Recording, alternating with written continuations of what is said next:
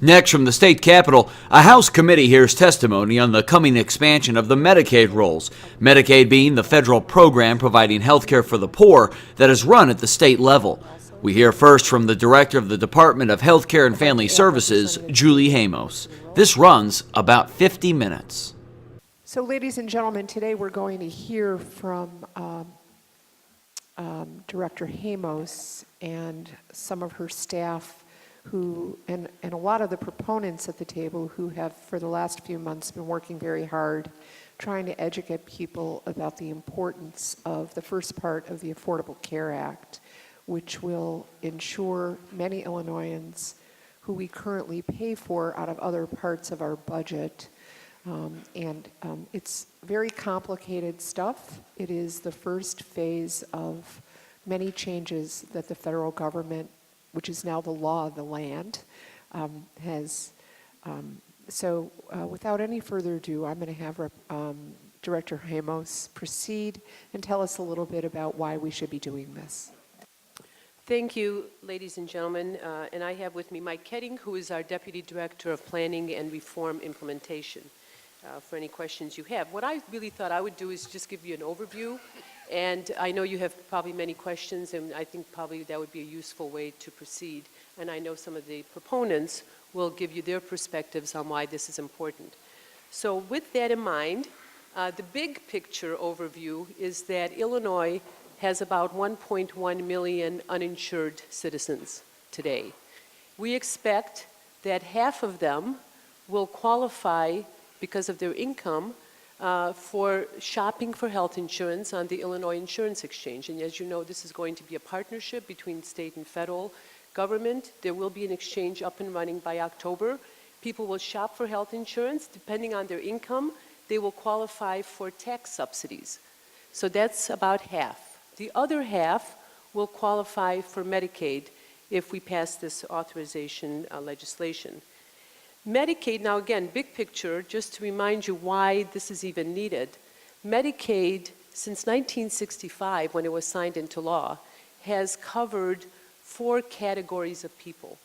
We've covered children, their parents, seniors who are also sometimes Medicare eligible, so Medicare and Medicaid, we pay for their nursing homes primarily and other kind of long-term services, and people with disabilities. 4 categories. Since the beginning, 1965, Medicaid has not covered adults 19 to 64 without dependent children. And this new Affordable Care Act, with the goal of having universal coverage, everybody having access to health insurance and therefore access to health care, keeping healthy, staying healthier, is going to cover this new group, adults without dependent children. Who are they? Some of these will be young people, maybe right out of college, who just don't even have their first job yet, and they have very low incomes, maybe working a part-time job. They're pretty healthy. We like healthy, but that's going to be one group. Some of these you may have heard about in your legislative offices. They're middle-aged people who they've lost a job, they're between jobs, they're self-employed, and they're pre-Medicare. They've had a pre-existing condition, as most of us do in middle age. They haven't had access to health insurance. They've been sick. Now they would have some kind of coverage, again, depending on their income. Some of them are younger men, or 20s and 30s. Some of them have serious needs, mental health issues, substance use disorders. Some of them recycle in and out of our county jails. And you know, this imposes a big challenge for our communities because they have untreated mental illness, and with the right kinds of health care, they could be healthier, living a productive life, and staying out of jails. So these are the uninsured of Illinois, and this would be the coverage that we would provide. Many of them have had some kind of coverage from these provider groups sitting up here, but uncompensated. So without any access to compensation, these folks have managed to figure out how to pay for charity care, uncompensated care, and this would now provide the Medicaid backup insurance to pay for them.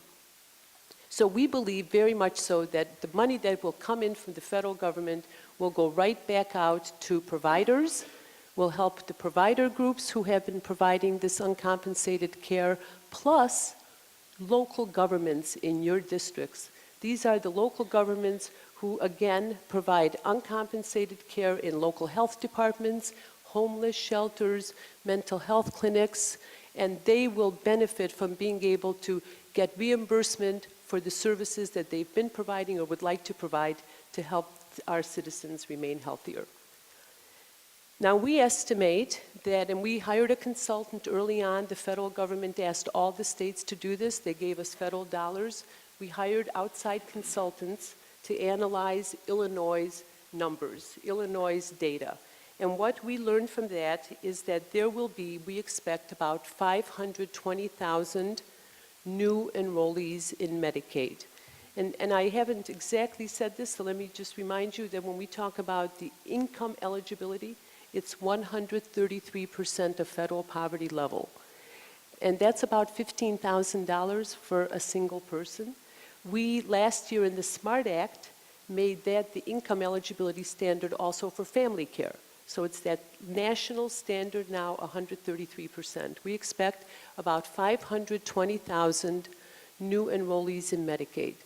2/3 of them we consider to be the newly eligibles, this new category of people who are adults without dependent children. 1/3 will be the old eligibles, people who already qualify, but for some reason have not signed up yet. With a big marketing push and knowing that everybody's required to have health insurance, they might, in fact, we expect, would come into the Medicaid program. They've been entitled to for a long time, those 4 categories. Those are considered the old eligibles. The new eligibles, the federal government is offering the most generous match that's ever been granted to the Medicaid program in Illinois. 100% reimbursement for the costs for the first 3 years, and then ratcheting down 95%, 94%, 93%, down to 90%. The House amendment that Representative Feigenholz filed in anticipation of some of the concerns raised and in response to some of the concerns raised about future costs of the program has in that amendment that this eligibility category will cease if the match ever drops below 90%. So again, the most generous match, 100% down to 90% for the newly eligibles. For the old eligibles, it will continue to be the 50-50 that we have come to know in the Medicaid program. So we do know, so this, what we consider now is an opportunity for Illinois to bring $1 billion, over $1 billion into the state from federal dollars that will go right back out to the providers and local governments who have been providing uncompensated care for our low-income adults.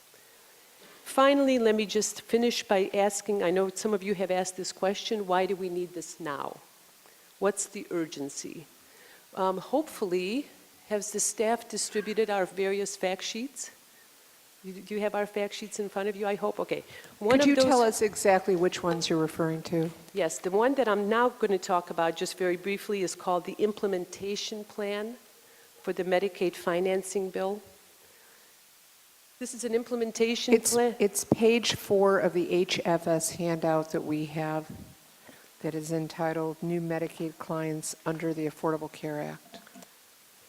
So we have given you the 12-point plan for implementation, which I think and I hope will convince you that this is not one of those things that we can turn on overnight. It will take us a long time to do this well.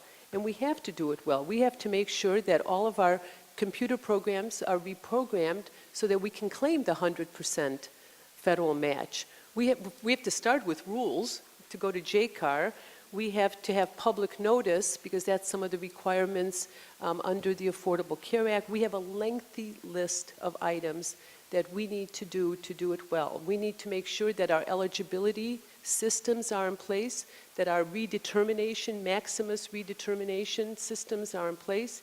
We have to make sure that we are ready to roll this out with the managed care companies that we expect to enroll these newly eligible into. We have to even figure out what the actuarial cost will be to pay the managed care companies, because these are people who we don't have medical histories on. So there's a lengthy list of items that we feel that we have to do, that we know we have to do, and that's why this is so important for you to give this authorization to us early on so we can get this going and that we can do it well. Let me stop with that and hand it over to the other proponents. Be open to questions. I think that Representative Belloc may have a few questions. She looked like her hand was going up. And I also would like for the committee to know that Representative Will Davis is replacing Lisa Hernandez. Question one? I didn't hear what she said. Madam Chairman, I was just asking, is this just a subject matter hearing on this, or are you expecting to take a vote on this today? I'm considering taking a vote, Representative. Because I don't think there's time to get this back over to the Senate in the time Why don't we period just available. stay on the subject matter right now, and if you have questions Okay. for Julie, go Yeah, ahead. I do. Well, I don't know. Yeah, I might as well ask them now. And I want to, first of all, start out by saying thank you to you, Julie, for all your hard work, because we know that this has been a busy year and that you've done a lot of work on the SMART Act, but also on this, the Medicaid expansion, because we all have on this committee. And I appreciate all your work and working with us on this. So I guess our main concern, and we've talked about this, is first of all the numbers that we talk about the new eligible people at 500,000. The Kaiser Foundation said that the new members eligible at the 100% rate were 600,000. I know you have a discrepancy with that, but that's the numbers that we were working off on when we gave you the questions. Added to that, they had the Kaiser Foundation in their predictions as to 300,000 to 400,000 would come in under the old eligible, not necessarily, but could come in under that. So our concern is you're talking about a number of close to 1 million people there, 600,000 or close to that at the 100% rate, 300,000 to 400,000 at the 50% rate, at the old rate. So in the changes, and since we even had our conversation, changes have happened in with what was in the ACA Act regarding the fees on the Medicare doctors. They were just changed in the fiscal cliff bill that they just did. Our concern is, and Kathleen Sebelius has changed a few things even over the last 2 weeks regarding this, the all or nothing clause, and a few other things. So this is our concern, that in the future years, when it's ratcheting down, I mean, this is a number one concern, is on those people after the 100% in the first 3 years. What will that number be? Will they go to a blended rate? I know there's been discussion about it. Somebody said, oh no, they couldn't do that because it's already in law. I said, well, a few of the other things they just changed last week were already in law also. We have in law right now a moratorium on Medicaid. That's in law right now, but that's maybe going to be changed. So we have a lot of concerns there. It's not that we don't want to serve the populations that we want to. We want to get good quality care, access to care. That's what we've been working on for the last 2 years. But a lot of the questions that we have are mostly regarding what happens in those outer years in the ratcheting down effect. And will that be changed to maybe a 65% rate? I don't know what will happen in those years. That's just one of the main concerns. We would like to respond to, you've mentioned a lot of things there. Yeah, I'm sorry. I think, again, the reason for House Amendment 1 is to say that this will cease if the match rate goes down below 90%. I think it is realistic to worry about the federal commitment here. And I think we're saying to the feds with that, you have to meet your commitment if we're going to meet ours. And that's what that's intending to do. And I think we agree with that. And I think the legislature should put that kind of amendment in. I personally would say that President Obama, during his 4-year term, is not going to change any of the rules of engagement for this program. This is one of his signature achievements. He wants the Affordable Care Act to work and to meet the promise of universal health care, and he is not going to renege on his commitment to states, I don't believe. But we can never predict what happens at the federal level. I don't want to pretend that I can do that either. I would like to speak to the issue of the enrollment numbers. We gave you a fact sheet on this as well.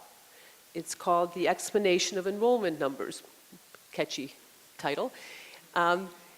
We strongly disagree with the other reports and analyses that were done on Illinois numbers. And we give you the exact reasons why. They came into Illinois, and Mike Ketting can speak to the specifics of this.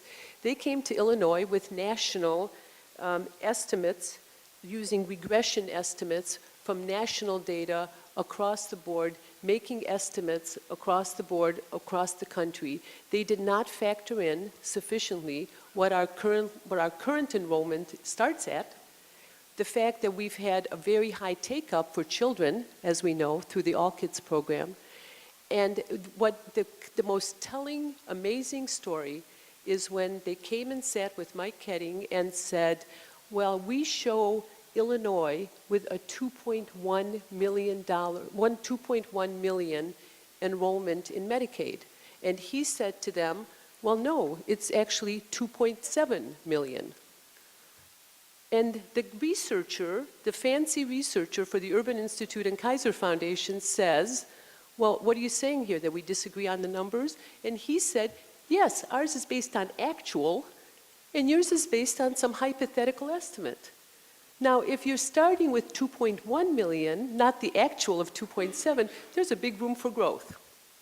And when they added 600,000, or whatever the numbers are, it's because they didn't factor in where we start from. We totally disagree with what happened with these reports. They did not help in any sense Illinois. They didn't understand the Illinois experience, and we stand by the numbers that we are using based also on outside consultants, very well known consultants who did the analysis based on Illinois actual numbers.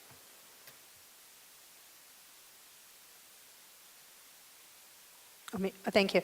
Okay, I'd like to respond to the first, and I don't know if we received a copy of the amendment. Did we? Okay. We'll make sure you get a copy. Okay, thank you. And I know that they were trying to respond to that. My response to that is, in the last year with the SMART Act, one of the hardest things you can possibly do is change an entitlement program, taking people off, and we all faced that last year with the $1.6 billion worth of cuts. I don't think that we in Illinois, if we took people onto this program and it changed, even with this amendment, I think there would be a bill 2 days later, because we're not going to take new 300,000 to 500,000 people who we have given medical care to. I don't think that we would ever take those people off. And that's a concern, that then we have 500,000 new people on, and I don't know what the rate would be then. Now, we can all say that it's going to be that way, but look what we're doing today. We're changing a law we just put in place on the Medicaid moratorium, and we're changing it.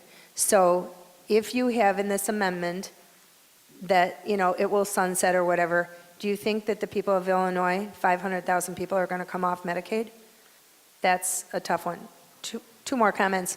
President Obama himself has said that entitlement programs are taking over the national economy. He has a concern about that, even though I know, like what you said, he's very much in support of this. But when these debt ceiling talks take place 6 or 8 weeks from now, a lot of the talk is that there will be some reforms on the entitlement programs because of the economy of the United States. So that's just another concern as a response. Thank you. Representative Belloc, might I just chime in here momentarily about this committee and the work that we've been doing for a very long time. And yes, I totally agree with you. Your comments about the painful exercise of last year has left us all, no matter where on the political spectrum you sit, daunted with the prospect of how to do this without increasing GRF liability and how to control this. But I will also remind members of this committee of the other parts of the human services budgets, specifically at DHS and at IDPH, where we spend what we have figured about $105 million in substance abuse treatment, homelessness prevention and treatment, mental health, AIDS drug assistance, and CHIP, where we don't get any federal match. We get nothing for this. This is merely a piece of enabling legislation. And what we would, even in FY14, Representative Belloc, we would see $55 million coming into our budgets to finally match the care that we are already giving and the money we are already spending on the very populations that you're concerned about blowing up the budget. We're already spending this money.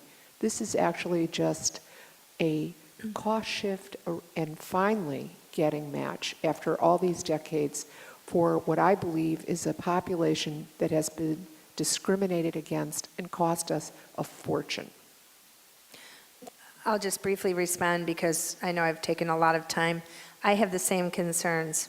And you know that I'm a huge supporter of mental health and every other group that's in this room. And I said at times during this discussion, I wish I was on the other side of the table. I'm just trying to figure out fiscally how we can afford to do this and still move forward. According to the Kaiser Foundations, whether we agree totally with their numbers or not, they are predicting $9 billion to come into the state, I think it is, but the cost to the state, $1 to $2 billion, and that does not include the administrative costs. Those are just some figures that are out there right now. That's a concern, and it's a concern of a lot of the other states. That's why I think only 4 states at this time have signed on to this legislation, because there's concern about their states. When we're facing $3 billion in old Medicaid bills right now, the thought of going to $1 to $2 billion over 5 years on this and still have to look at the problem that we're in the state of Illinois with our budget right now, that's just what we're looking at.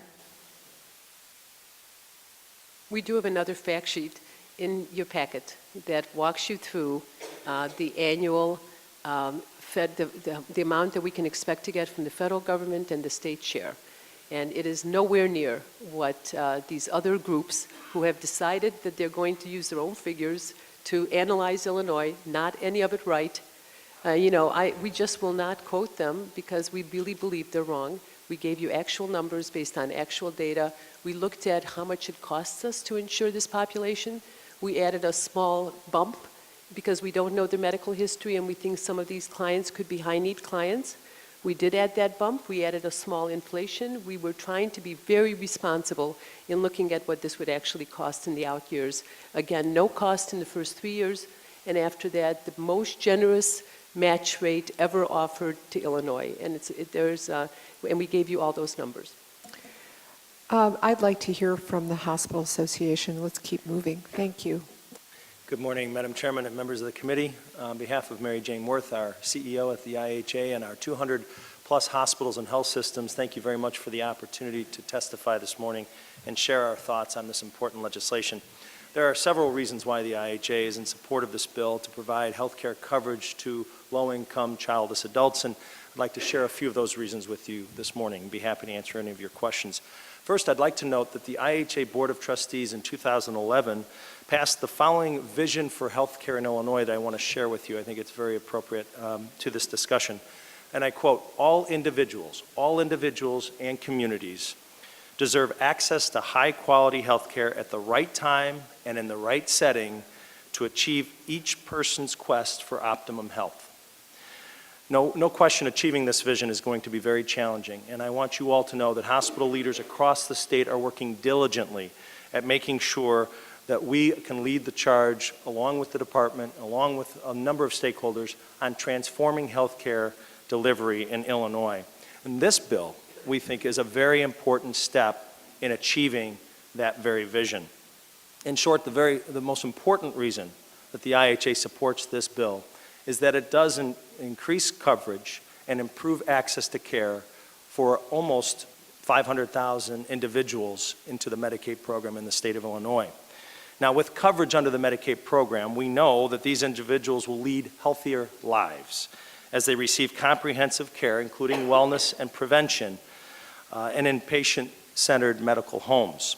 Because of this comprehensive care, early detection of conditions will take place, and we will save a considerable cost to the state of Illinois for conditions when early detected can be appropriately treated, as opposed to having those conditions undetected and having people admit to the emergency department and create a significant cost for the state of Illinois. This is the right thing for Illinois patients and the right thing to reduce the cost of health care in our state. Second, if Illinois does not pass expansion, the individuals I just mentioned will continue to present at our emergency departments across the state of Illinois, and they will continue to receive the care that they deserve. The problem is that it will be a very costly care possibly, and oftentimes the emergency department is simply not the appropriate venue to receive that care. And the cost of uncompensated care, we know, will continue to be shifted to employers and to individuals with commercial coverage. As one downstate legislator told me a couple weeks ago, either way, we will continue to pay for the care of these individuals. If Illinois does not pass expansion, some of these individuals, those with incomes between 100 and 133% of FPL, they may qualify for a subsidy and they may be able to gain access to care through the insurance exchange. But we know, and folks who have made this argument know, that 2/3 of those individuals, the folks under 100% of FPL, will not have access to care through the exchange, will not be eligible for a subsidy, and will continue to be uncovered in this state. The result would be that those persons most in need, under 100% of FPL, would frankly be left out in the cold and not have health care coverage. Finally, because of the matching rate that the director mentioned of 100% in the first 3 years and 90% by 2020 and thereafter, we know that the state of Illinois is positioned to receive upwards of $12 billion in federal matching funds from this expansion. And we think the number will be approximately $2 billion a year after 2020. There's no question, and everyone in this room knows, that these dollars are sorely needed in Illinois, and that each and every one of our communities across the state certainly could utilize those funds, and they need those funds, as well as the jobs that will come with that federal funding. So at the end of the day, we think this legislation is good for patients, first and foremost. It's good for a healthier Illinois. It's good for employers, and it's good for our state and local economies. And for all of these reasons, we respectfully urge you to vote yes on this legislation. Thank you.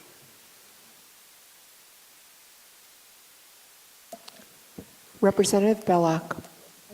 I'd like to add Representative Pam Roth to the roll. Thank you very much, and we appreciate your testimony, and we've enjoyed working with you and trying to work out things over the last year. It's been a rough year on both sides. So I wanted to ask you, as far as speaking for the Hospital Association, do you think that there will be any problem with, I mean, we as all legislators, you know, have thousands of phone calls regarding, you know, from our advocates not getting paid, you know, and so late in the payments, you know, to the hospitals, to the doctors, to the nursing homes, to everybody. Now with an expansion of, say, with the old and the new, if you're talking about 600,000 or 700,000 at least new people coming on to Medicaid, do you think that that is going to be a problem for the hospitals? With an overload? To your point, and Representative, we've enjoyed working with you, and I've personally enjoyed working with you in a very challenging environment, no question. But we have concerns on a number of different issues as we move forward with health reform and transformation. But we also know that these individuals will present at our emergency departments. We know that has happened in the past, and there's no reason to indicate that that won't continue to happen if expansion is not embraced by the state. So that care will continue to be provided, and we know that that will increase the cost of uncompensated care in our state, which again will be shifted to employers and to individuals with commercial coverage. We are willing to work through some of the challenges that you're bringing up, you're raising.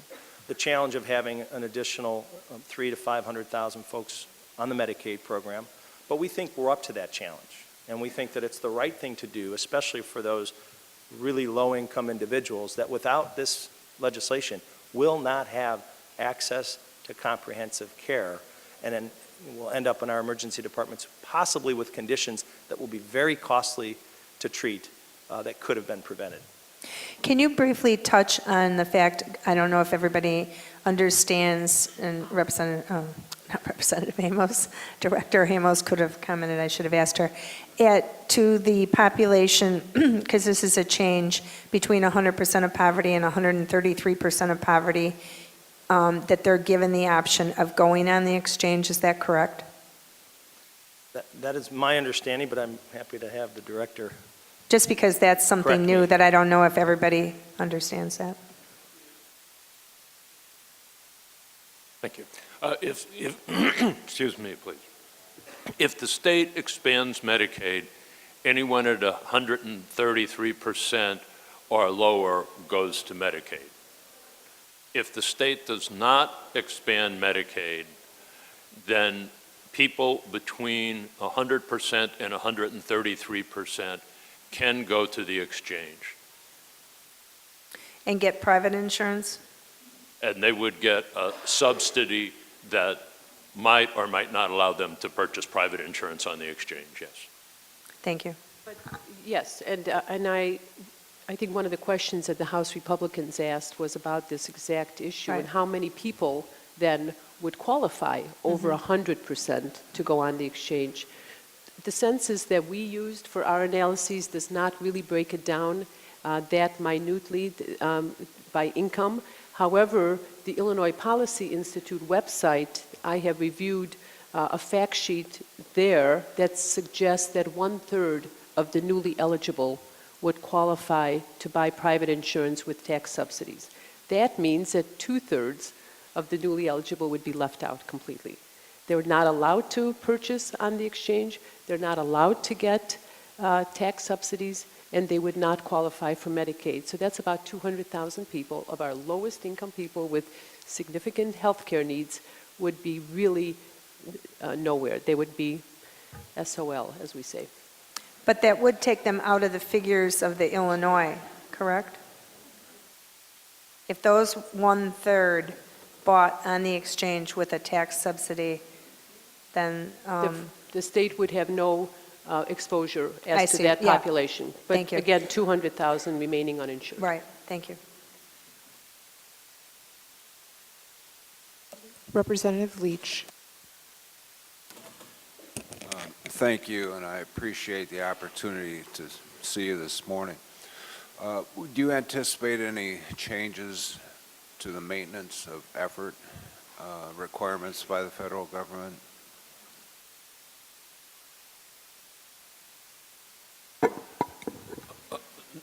No is the very short answer. I think that the position that the Supreme Court laid out, that this is an optional program, and the fact that HHS has said that if you adopt this expansion, you can unadopt it at a later point, which is consistent with that ruling. So I do not anticipate this becoming a maintenance of effort issue. Well, I'm not sure I understood that answer. In the event that the amendment that you propose to protect the state does not work, how would we unwind under the maintenance of effort requirements of the federal government? I don't believe maintenance of effort applies to the expansion population. It's an optional program. That was what the Supreme Court ruled. Go ahead. I mean, I think the Supreme Court changed the whole rules of engagement here. I think if this was just left to the feds, and then they could decide 5-7 years from now to impose a new set of rules for Medicaid, it would be one thing. We would be just as cautious as you. But the United States Supreme Court has really laid out the basic tenets here, and the United States Department of Health and Human Services has already said that they can't impose this on the state, and they can't even impose on the states how long you would remain in the program. Is there language in the amendment that clarifies the intent? For example, that Representative Leach, recites that? the amendment's being passed out. Do you have a copy of it? No, I haven't seen it. I'll get you one. Go Well, ahead. I guess I just got it. Okay. We could do that. I've been That could be around, done. okay. I've been around here a long time, and this gives me the same vibes that we were experiencing back when we were informed that it really didn't matter if we shorted the pensions this year, or that 3% COLA that got enacted wasn't going to really be that big a deal. So I guess I would just share with Representative Bellick some of the financial implications of this, and I think that we should be very, very careful before we undertake this expansion. Thank you. But if I could just add, because you have been here a long time, you are one of the staunchest advocates for mental health services. And this is an opportunity that we've never had in Illinois at a very rough time in our fiscal situation to, with 100% funding, provide mental health services for a whole bunch of people that we know need it, that we know are not getting it. You know who they are. You know that they're a big challenge for local governments. This is an opportunity with real money to provide those services. And it's a different side of it, providing health care through this new opportunity that the state has presented to us. And I respect you for bringing that up, and I do care very much about mentally ill populations, especially at the community-based level. I think that the most important thing that we could do at the community-based level is to do what's been in other states, which is to strengthen the ability of the community-based mental health agencies, the FQHCs, the hospitals, to work together with the jails and the law enforcement authorities, and at a community-based level, have an integrated system where it's not,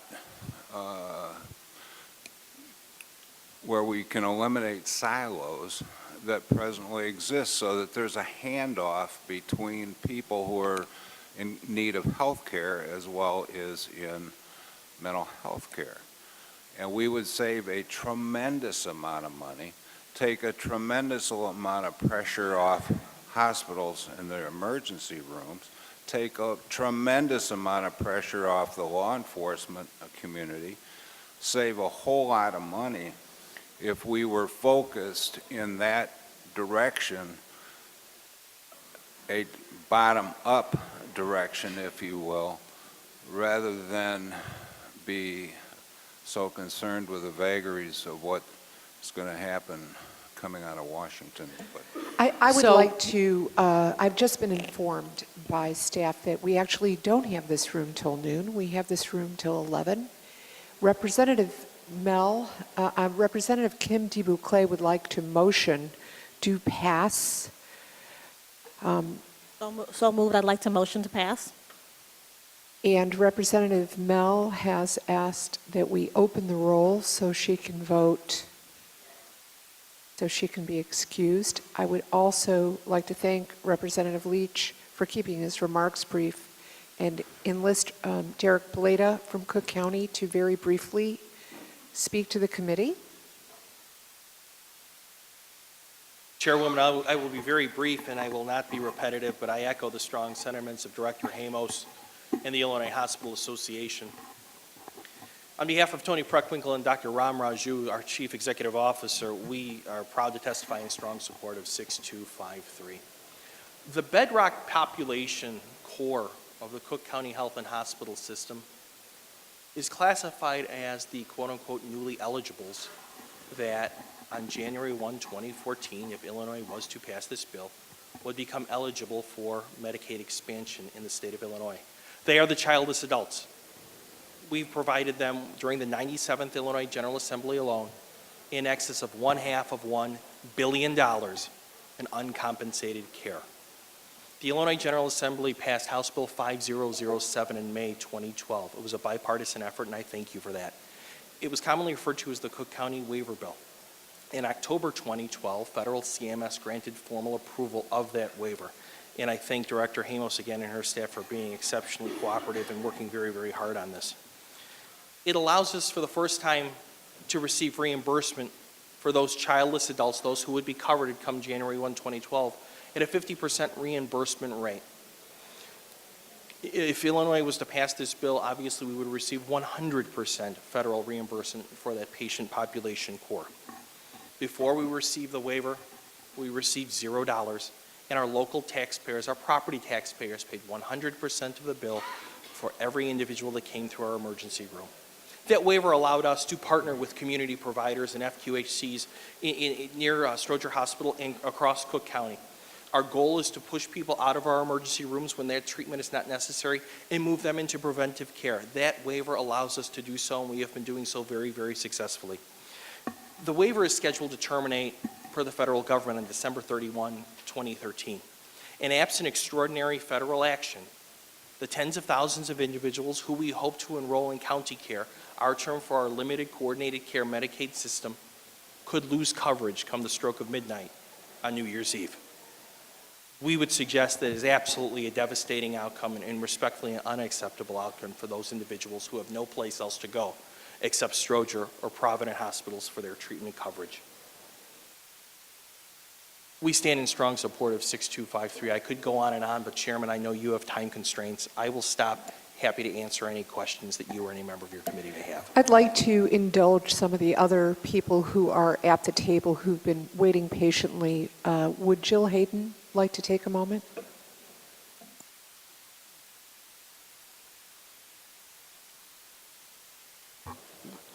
First of all, I'd like to say thank you for this opportunity. I think you all know how important this is to our members. So again, my name is Jill Hayden with the Illinois Primary Healthcare Association. On behalf of our 48 federally qualified health center members, we ask for your support of this legislation. Our members, also known as community health centers, are currently serving over 1.2 million patients statewide. Over half of those are enrolled in Medicaid today, but nearly 1/3 or 400,000 of those are currently uninsured. So, many of these individuals are already being seen at a health center today. Health centers have a unique perspective on this matter. As leaders and fellow citizens in their community, we know these individuals. We live, work, provide jobs and healthcare services to them every day. Although every person is treated the same when they walk through the doors of a health center, there are still differences in the patient population, those who are covered by Medicaid and those who are not. While it is true that health centers have been the medical home for millions of individuals, providing primary, preventive, and enabling services to the nation's most vulnerable populations for over 40 years, we can only do just that. And even with access to quality primary care, our patients often require care for conditions beyond the scope we are allowed to provide. For those who are covered by Medicaid, the success rate of finding a specialist to provide those services is much higher than for those without. These are often life and death situations. We often get credited along with the critical access hospitals as being the answer to the nation's healthcare problems, as we will take all comers regardless of income or ability to pay. And we value that confidence that you all have in us to continue our mission. But what you need to understand is that there are two parts of our nation's healthcare system that must be in place to make it successful. One is coverage and two is access to care. What expanding Medicaid will mean for this population is access to the entire healthcare system. Primary care, hospitals, affordable drugs, and the specialists necessary to provide not just life, but quality of life for those most at risk of slipping through the cracks. We have a real opportunity to make some changes in the way healthcare is delivered in Illinois. As Director Hamos has stated and as directed by the General Assembly in 2011, the group of newly eligible individuals will be enrolled in managed care. Not only will this ensure that enrollees are accessing the system effectively, but it will also provide education on the proper use of their newly available services, as many of them will have little to no experience navigating the health insurance industry. As mentioned above, Congress intended the Affordable Care Act to provide opportunities for both coverage and access to care. Once again, they look to health centers to provide that access in the form of a medical home for this population. After all, many of these individuals are already our patients. The genius of the Community Health Center program is that we are mission-driven, meaning that we actively seek out underserved communities or are approached by them to fill in the gaps. What new revenues will mean for health centers is simply more capacity, which comes in the form of more sites, more services, and more economic and job opportunities in the areas of our state in most need of them. So as you consider your position on this important matter, please understand the impact it will have on your own communities and your own constituents, many of whom lack access to those health services that so many of us take for granted. We will continue to do our part to meet the growing demand for access to high-quality primary and preventive health care, and we look to you to complete the package by providing the key to the rest of the healthcare system, which is coverage. We thank you for your thoughtful consideration on this matter. Thank you. Laura Minzer. Quickly, please.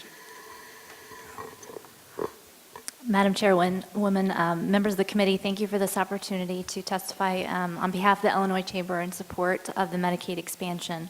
The Illinois Chamber, first and foremost, as one of the tenets of our policy position, supports access to high-quality, affordable health care for all employers and consumers.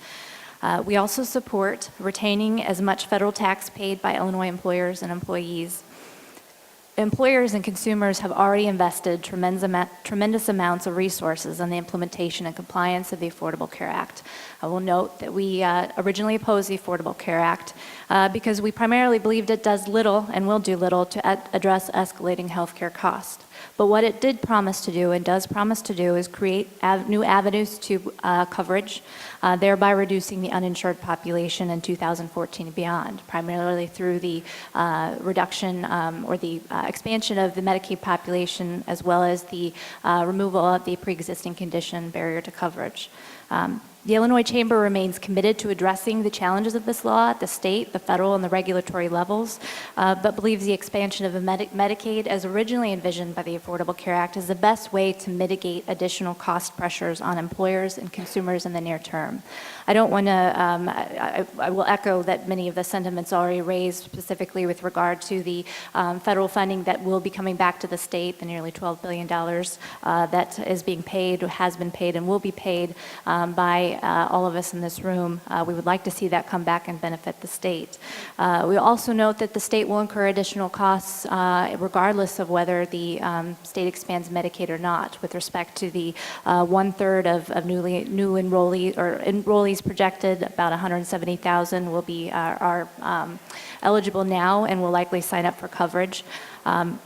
We'll also be paying for the services and supports that are currently in place to support the population that would be otherwise supported under the expansion. Also like to note the multiplier effect that this has on the economy. There are jobs to be created, and it does have ramifications for employers beyond just the taxpayers and the resources we pay into this. AJ noted the cost shift. We echo that. That is a big concern we have. The reduction in the uninsured is not quite as acute under the expansion, and that does have cost shift ramifications for the employers above and beyond what they are already being required to pay into with this law. Finally, I do want to note that something that was raised that is very much a part of our reason for supporting this expansion, and it goes to the points made earlier about the access to cost-sharing subsidies starting at 100% federal poverty level and going to 400% to purchase coverage on the exchange. I think it's important to note, and for those that may not realize this, the Affordable Care Act requires employers with 50 or more full-time equivalent employees to provide coverage and affordable coverage. They don't have to, but the trigger point for the penalty that is assessed on the employer is if the employee that does not have access to the coverage, employer-sponsored coverage, or affordable coverage, accepts a cost-sharing subsidy to purchase coverage on the exchange. A penalty would then be assessed on the employer of upwards of $3,000. While the Affordable Care Act authorizes the expansion of Medicaid to all childless adults at or below 133%, it also authorized the application of that tax credit at 100% as mentioned. So if the state were to forego expansion, employers could face greater penalty exposure. You're watching the Illinois Channel, an independent nonprofit corporation formed to provide gavel-to-gavel coverage of Illinois state government and other public affairs events taking place across Illinois.